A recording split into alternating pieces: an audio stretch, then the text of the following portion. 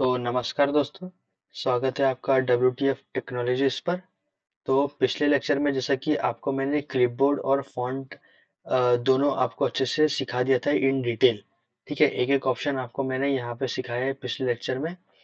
तो आप पिछला वाला वीडियो देख सकते हैं फॉन्ट और क्लिपबोर्ड ग्रुप के लिए, जो कि होम टैब के अंदर आते हैं उसकी प्रॉपर्टीज। ठीक है, तो आज हम पैराग्राफ वाला ग्रुप करेंगे जो कि होम टैब के अंदर है। तो आज आपको मैं एक शॉर्टकट की सिखाऊंगा जिसमें आप एक रैंडम पैराग्राफ ले सकते हैं। तो अगर आपको कोई भी रैंडम पैराग्राफ लेना है तो मैं यहाँ पे लिख देता हूँ, to take any random paragraph. उसके लिए हमारे पास एक शॉर्टकट तरीका है। आपको इक्वल्स टू साइन डाल के RAND, ठीक है, उस RAND लिख के आपको ब्रैकेट ओपन और क्लोज कर देना है, तो आपका एक रैंडम पैराग्राफ जनरेट हो जाएगा। ठीक है, ये रैंडम पैराग्राफ जनरेट करने का एक शॉर्टकट तरीका है, तो इसे आप याद रखिए। ठीक है, तो मैं यहाँ पे इन सबको सिलेक्ट करके equals to RAND bracket open और क्लोज करूंगा, और जैसे ही एंटर दबाऊंगा तो मेरे पास एक 5 पैराग्राफ का रैंडम टेक्स्ट जनरेट होके आ जाएगा। ठीक है, जैसा कि आप देख सकते हैं ये एक पैराग्राफ है, ऐसे कि ये दूसरा, फिर ये तीसरा थीम्स वाला तीसरा, चौथा सेव टाइम वाला और रीडिंग 5 वाला। ठीक है, तो आज के लेक्चर में हम लोग अ, जैसे कि जस्ट ये पैराग्राफ वाला टैब करने ग्रुप करने जा रहे हैं, जो कि है हमारा होम टैब के अंदर। तो सबसे पहले पैराग्राफ में हमारा है नंबरिंग, जो है बुलेट्स नंबरिंग। ठीक है, तो मैं एक और शॉर्टकट की आपको बताना चाहता हूँ यहाँ पे, वो है कि सिलेक्ट ऑल करने के लिए। ठीक है, सिलेक्ट ऑल करने के लिए आपके पास एक शॉर्टकट की होती है CTRL+A।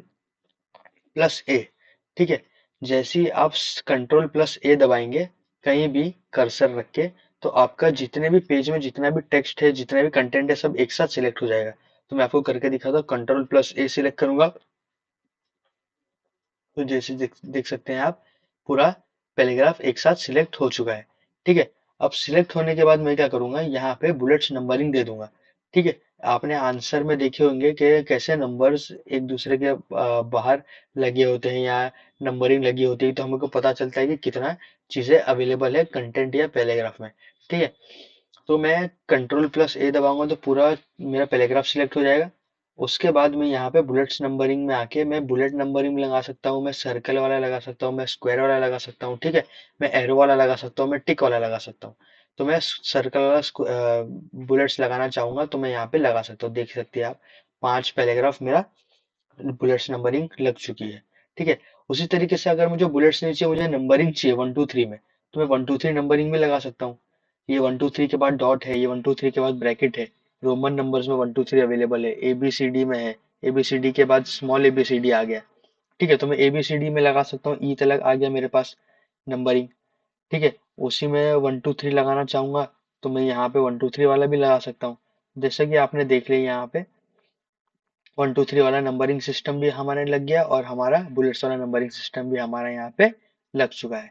ठीक है, अब एक चीज होती है, अगर मैं Ctrl+A दबा के डिलीट कर दूं, ठीक है, अगर मैं यहाँ पे किसी बॉय का या गर्ल का फुल नेम लिखना चाहूंगा, जैसे कि मेरे पास यहाँ पे मैं लिखना चाहूंगा फुल नेम किसी राम प्रकाश बाबू। ठीक है, अगर मैं राम प्रकाश बाबू लिखता हूँ, ठीक है, ये उसका फुल नेम हो गया, जैसे कि उसका खुद का नाम, उसके पिताजी का नाम और उसका सरनेम। ठीक है, तो अगर मुझे ये एक के नीचे एक चाहिए, जैसा कि 1 नंबर पे राम आना चाहिए, फिर उसके नीचे प्रकाश और उसके नीचे बाबू, तो मैं ये चीज कैसे कर सकता हूँ।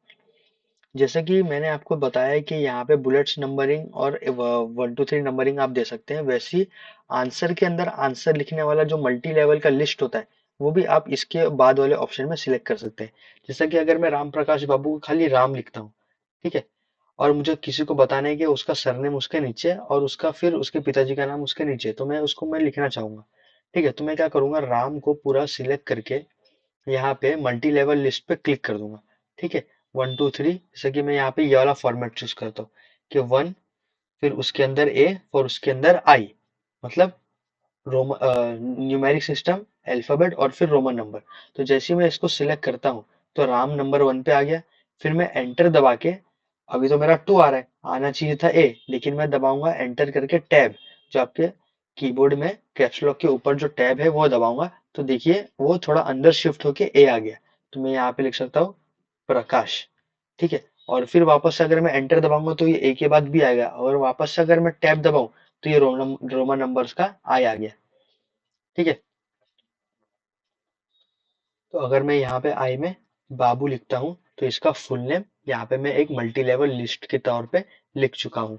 ठीक है। जैसे कि राम 1 नंबर पे है, प्रकाश उसके पिताजी का नाम जो है वो ए पे है, और बाबू जो उसका सरनेम है वो आई पे है। तो ये मल्टी लेवल लिस्ट इस तरीके से काम करती है। ठीक है। अभी अगर मुझे पैराग्राफ टैब में कोई भी टेक्स्ट को, जैसे कि अगर मेरे पास यहाँ पे कोई टेक्स्ट है कि I am a good boy. ठीक है। I am studying very hard. ठीक है। और I am a 12th pass student. ठीक है। अगर मेरे पास इसको मैंने 3 चीजें लिखी। ठीक है।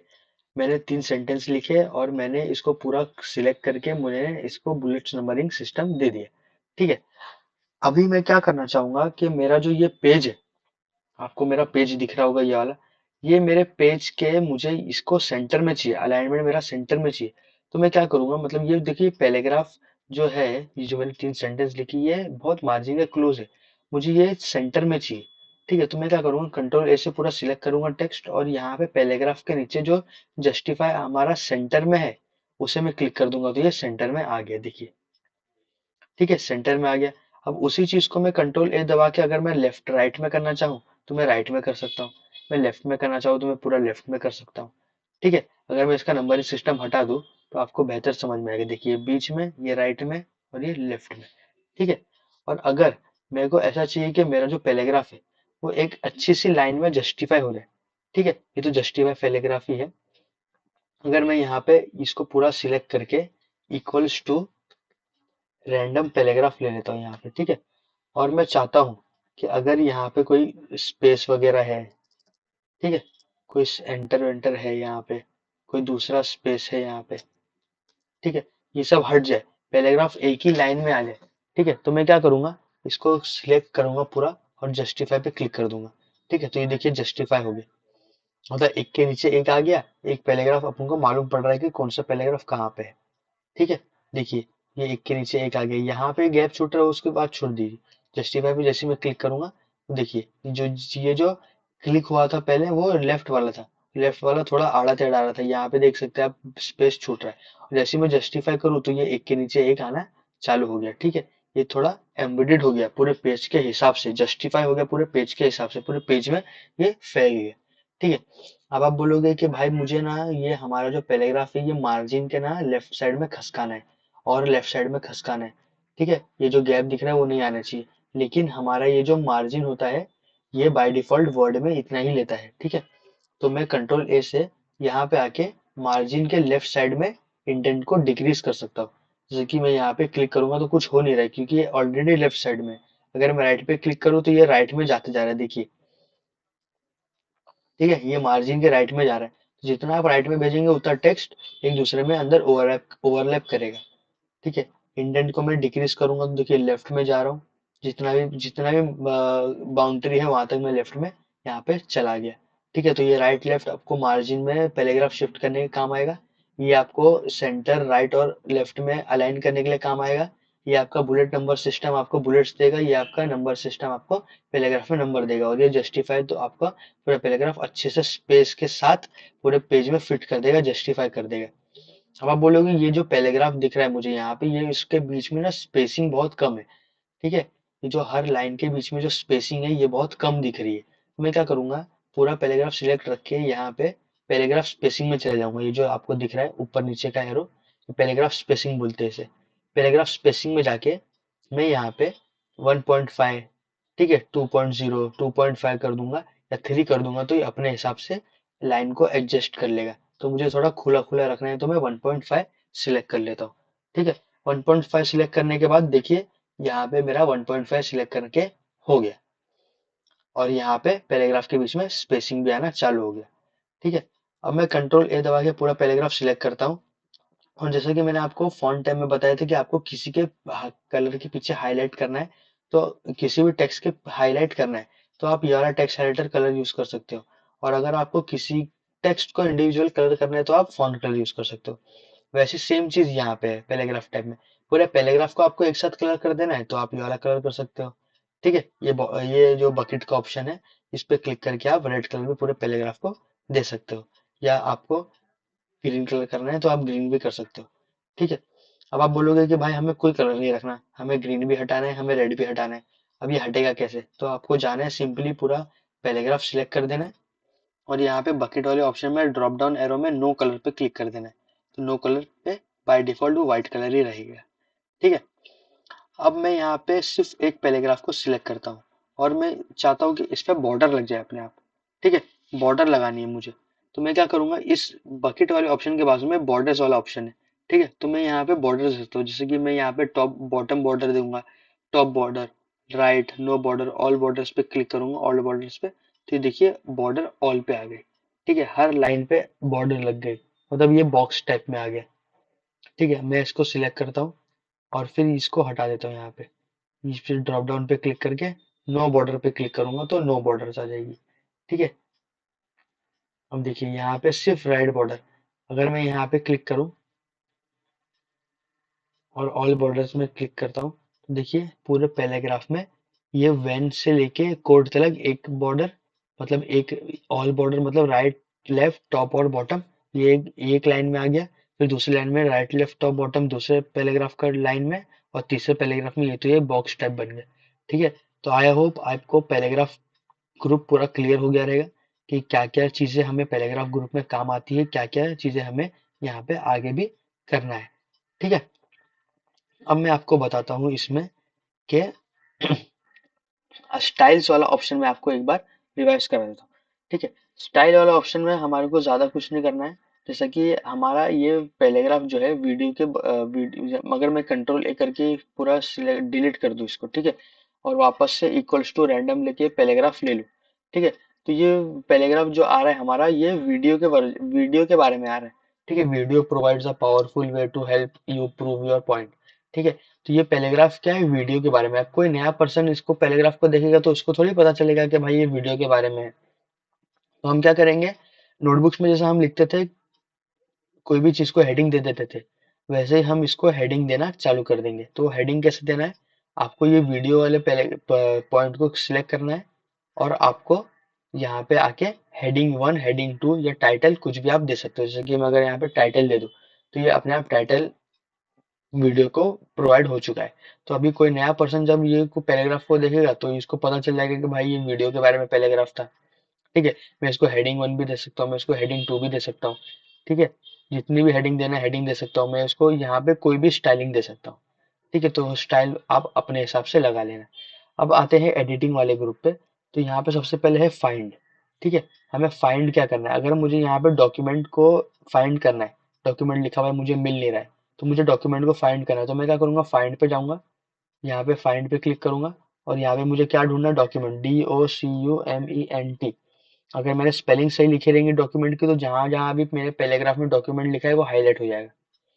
ठीक है, समझ में आया आपको? अगर मेरे को डॉक्यूमेंट को ये रिप्लेस करना है डॉक्यूमेंट्स से, ठीक है, एस लगाना है या कुछ भी डॉक्यूमेंट को हटा के मेरा नाम लिखना है कुछ भी, तो मैं क्या करूंगा, रिप्लेस पे जाऊंगा, यहाँ पे जाके डॉक्यूमेंट को मेरे को क्या, find what document, DOCUMENT, document को रिप्लेस करूंगा। किससे रिप्लेस में, रिप्लेस विद किसी का भी नाम, बिलाल नाम के लड़के से मुझे यहाँ पे रिप्लेस कर देना है। तो मैं रिप्लेस पे क्लिक करूंगा तो एक ही डॉक्यूमेंट जो है वो रिप्लेस हो गया रहेगा। अगर मैं रिप्लेस ऑल करूं, ठीक है, तो जो भी 5 डॉक्यूमेंट मेरे पैराग्राफ में 5 डॉक्यूमेंट्स थे वो सब बिलाल नाम के लड़के से रिप्लेस हो चुके हैं। ठीक है, और सिलेक्ट वाला ऑप्शन तो पता ही है आपको, कर्सर से जो भी सिलेक्ट करना है तो आप वो सिलेक्ट कर सकते हो। ठीक है, तो ये था अपना कंप्लीट ओवरव्यू हमारे होम टैब के बारे में, जिसमें हमारा क्लिपबोर्ड ऑप्शन आता है, clipboard group, font group, paragraph group, styles group और एडिटिंग का ग्रुप। ठीक है, ये सब मैंने एक साथ आपको पूरे 1 2 लेक्चर में पूरा होम टैब कंप्लीट करा दिया है। आप अपने कन्वीनियंट के हिसाब से पैराग्राफ भी एडिट कर सकते हैं। पैराग्राफ आपको कहाँ से लेना है वो भी मैंने आपको सिखा दिया, इक्वल्स टू रैंडम लेके। ठीक है, पैराग्राफ की फॉन्ट स्टाइल कैसे चेंज करनी है, पैराग्राफ का इंडेंट कैसे चेंज करना है, पैराग्राफ की स्टाइलिंग कैसे चेंज करनी है, पैराग्राफ को एडिट रिप्लेस फाइंड कैसे करना है, वो सब मैंने कंप्लीटली आपको डिटेल में इन दोनों वीडियो में बता दिया है। तो आई होप आज के लिए बस इतना ही। मिलते हैं नेक्स्ट वीडियो लेक्चर में, जिसमें मैं आपको इंसर्ट टैब कराऊंगा। ठीक है, इंसर्ट टैब भी बहुत इंटरेस्टिंग टैब है, वो भी आप हम साथ साथ में सीखते रहेंगे। होम टैब का बाकी कंप्लीट ओवरव्यू, आपको कोई भी कुछ भी समझ में नहीं आए तो आप मुझे कमेंट में फ्रीली पूछ सकते हैं। ठीक है, तो मिलते हैं नेक्स्ट वीडियो में, इंसर्ट के वीडियो में। तब तक के लिए बाय बाय, थैंक यू।